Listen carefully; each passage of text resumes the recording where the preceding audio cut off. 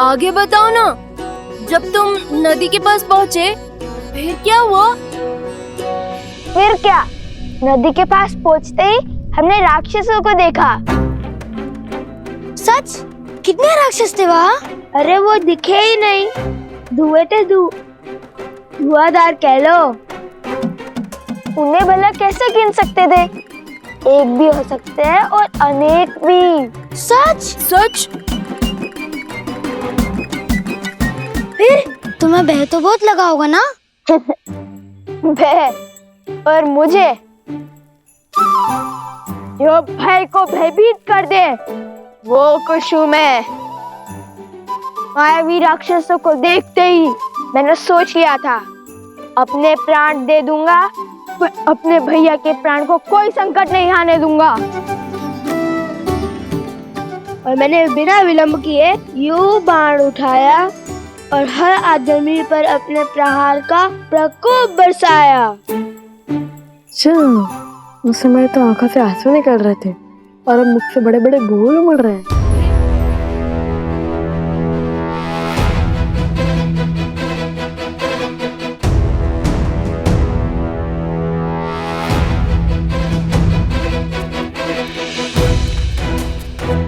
महाराज, क्या समाचार लाए अंगद?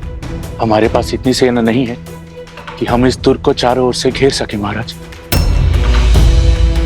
परंतु आप निश्चिंत रहे महाराज। मैंने प्रण लिया है उस चंद्रबाहु का वध करने का, जिसने बिना कारण आपकी किष्किंधा राज की पुत्री का अपहरण किया। अंगद, हमें शीघ्रता करनी होगी। इस किले को भेदना होगा हमें, इससे पहले कि इस किले से आक्रमण हो।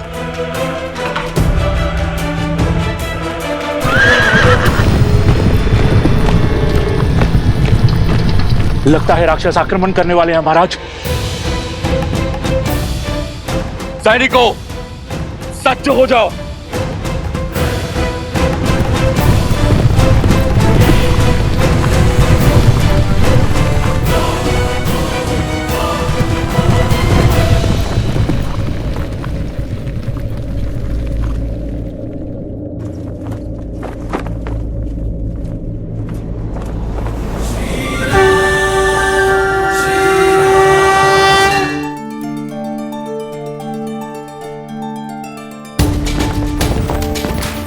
ये तो प्रभु श्री राम पधारे हैं।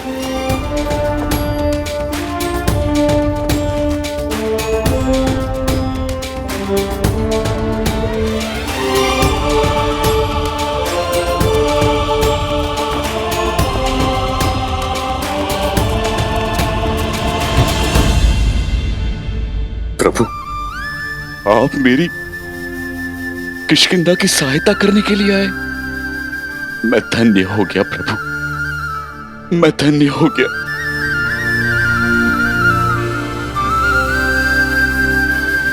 प्रभु नहीं, आपका मित्र आया है। जब ये नर विपदा में था तब वानर सहयोग में आए, तो अब ये नर पीछे कैसे हट सकता है मित्र?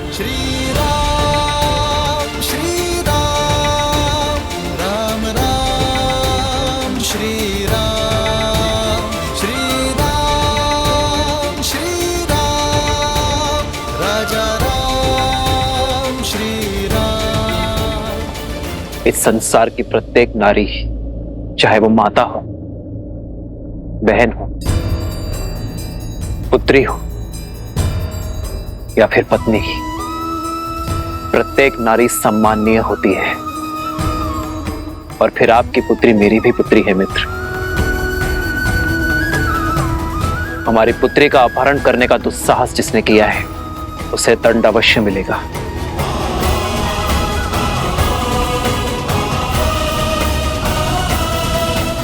महाराज, हनुमान, किष्किंधा की पुत्री का अपहरण करने वाला बचेगा नहीं। प्रभु, आप मुझे आदेश दीजिए। अवसर देना हमारा धर्म है। तुम दूत बनकर जाओ और चंद्रबाहु को चेतावनी दो। कहो कि उसके पापों का दंड देने स्वयं अयोध्यापति आए और यह अंतिम अवसर है यदि उसे प्राण प्रिय है तो मेरे मित्र वानरराज सुग्रीव की पुत्री तृणावती को सम्मान सहित लौटा दे।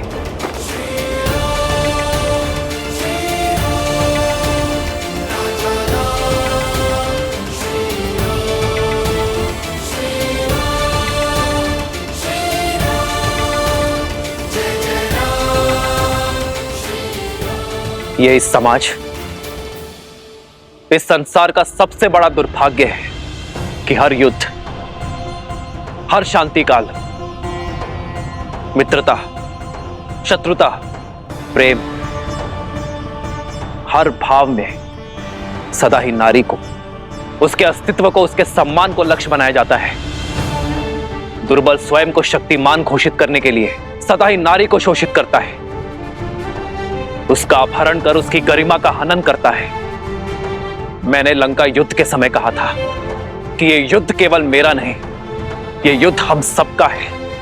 हमें हमारी बहन, हमारी पुत्री, हमारी पत्नी, हमारी माताओं के सम्मान के लिए लड़ना होगा।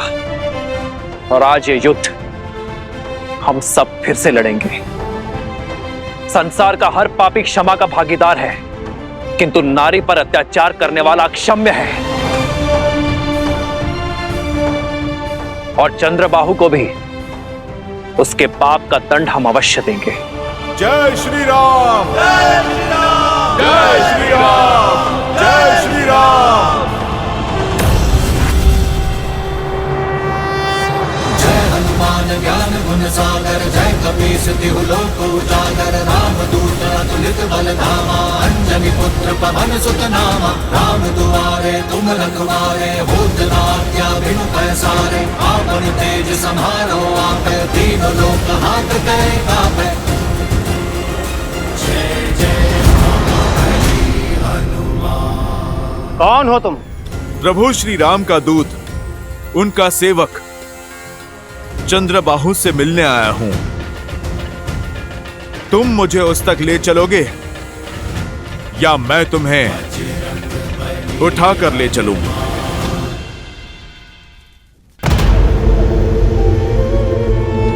आओ वानर, बोलो क्या संदेश लाए हो?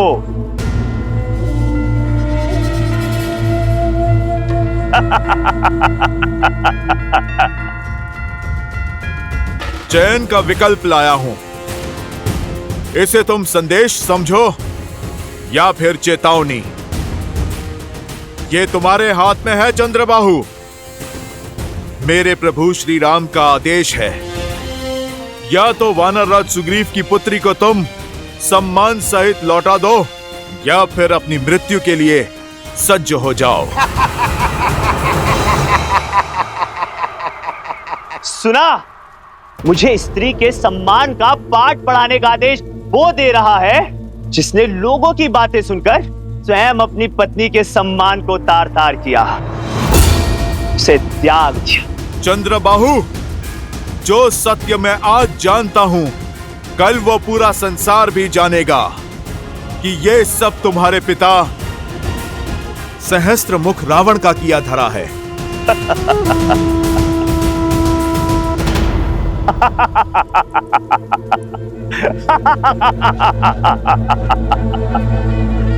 साफ, दान, दंड, भेद। युद्ध को जीतने के लिए शत्रु को युक्ति लगाने का पूरा अधिकार है।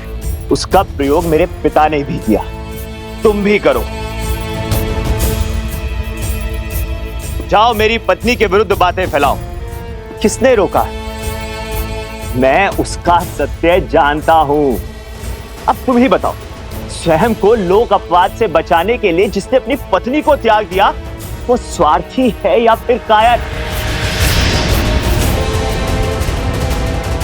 जिसने अपनी पत्नी को मरने के लिए वन में छोड़ दिया, उसको क्या अधिकार है कि वो किसी और की स्त्री या पुत्री को लौटाने का आदेश दे? दुष्ट,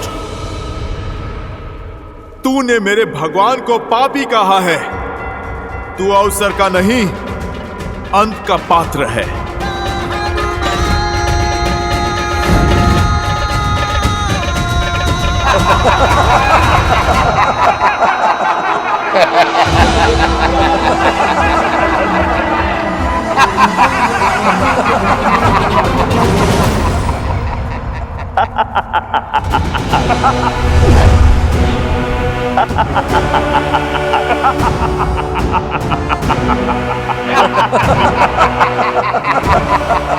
कर ली मन की। अब जाओ और जाकर कह दो अपने राम से कि इस संसार में चंद्रबाहु को मारने वाला कोई नहीं है, क्योंकि मेरी ढाल मेरी पत्नी का पतिव्रत है, और जब तक वो मेरी रक्षा करती रहेगी तब तक मैं अमर रहूंगा।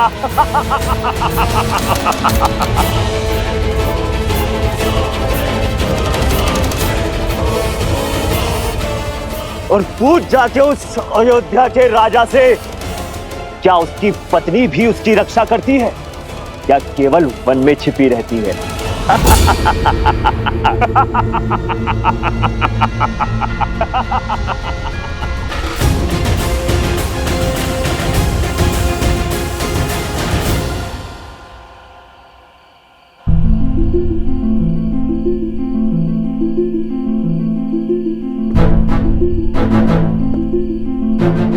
मित्र, मुझे ना राज चाहिए ना संसार, मुझे केवल मेरी पुत्री चाहिए मित्र, केवल मेरी पुत्री।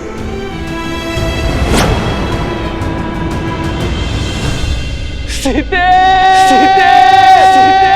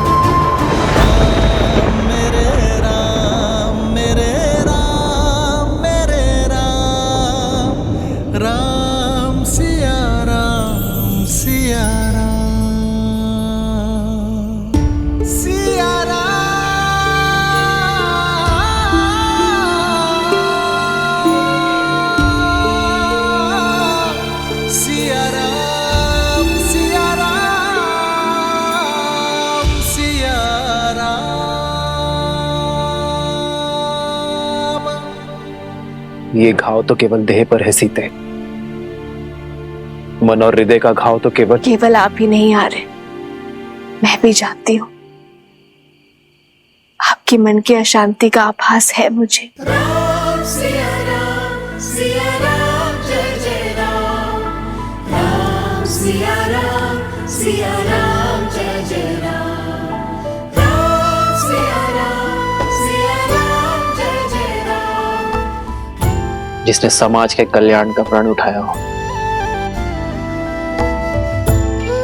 उसका मन शांत कैसे हो सकता है सीते? यही संचित कर्म है, हर किसी को काटना पड़ता है। समाज के कटाक्ष, संसार के उलाहने को सुनकर अपने कर्म को प्राथमिकता देना कितना कठिन है आर्य नहीं जानती। और आपके हर संघर्ष की विजय पर हर्ष भी है मुझे आज।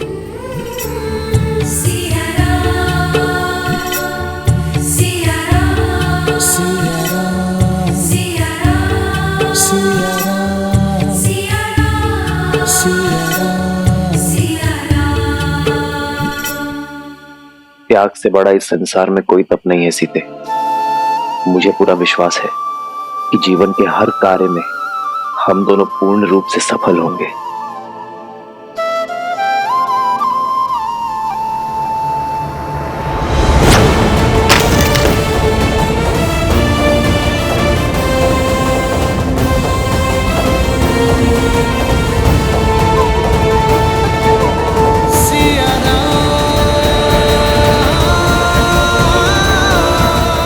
ऐसा क्या है यार विचलित कर रहा है। कल भोर होते ही मैं भगवान वाल्मीकि का परामर्श लूंगी, वही मेरी उलझन को सुलझा सकते हैं। राम सिया राम सिया राम। प्रभु, चंद्रबाहु की पराजय उसकी पत्नी में छुपी है, क्योंकि उसका ढाल उसकी पत्नी का पतिव्रता धर्म है। प्रभु, मैंने बहुत प्रयत्न किया, मैं कोई सूचना नहीं जुटा पाया। कल भोर होते ही हम युद्ध का शंखनाद करेंगे।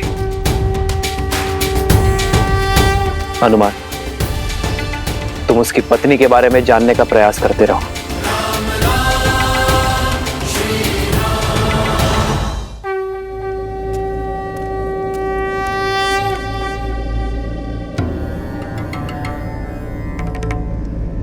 हनुमान जी किस भेद की बात कर रहे हैं पिताश्री? क्या है चंद्रबाहु की मृत्यु का रहस्य?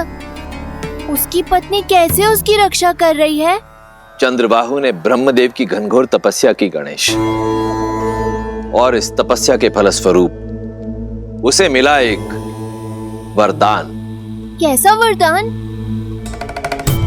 वरदान ये था गणेश कि जब तक चंद्रबाहु की पतिव्रता पत्नी पद्मावती निरंतर ब्रह्मदेव के मंत्र का जाप करती रहेगी, तब तक चंद्रबाहु को युद्ध में कोई पराजित नहीं कर सकता।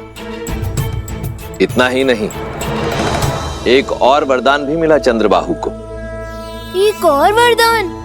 हाँ, चंद्रदेव ने अपने परम भक्त चंद्रबाहु को वरदान स्वरूप वर्धमान नामक भाला दी, जिसकी शक्ति यह है कि वो जिसे चाहे स्थिर कर सकता है। स्थिर करने की शक्ति? इसका काट क्या है पिताश्री? इसकी काट स्वयं मैं हूं गणेश। आप?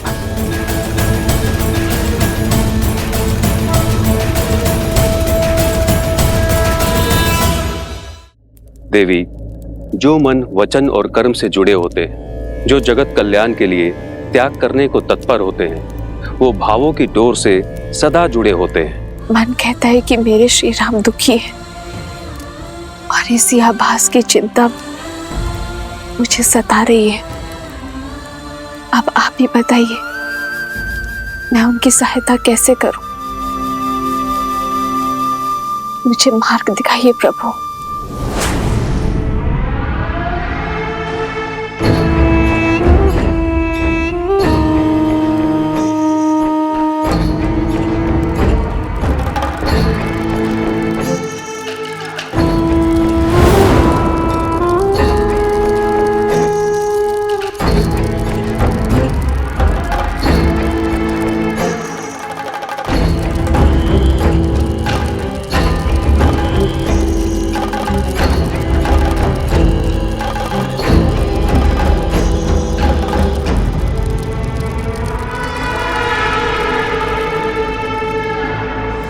देवी, मैंने भगवान वाल्मीकि जी से इस समस्या की चर्चा की।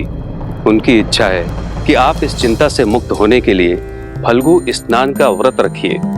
फाल्गु व्रत? हाँ देवी, तनिक कठिन व्रत है।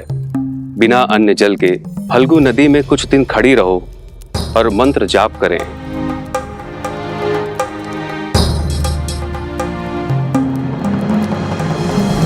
आओ सीता, इस बार कोई भी बल तुम्हें मेरे छल से नहीं बचा सकता।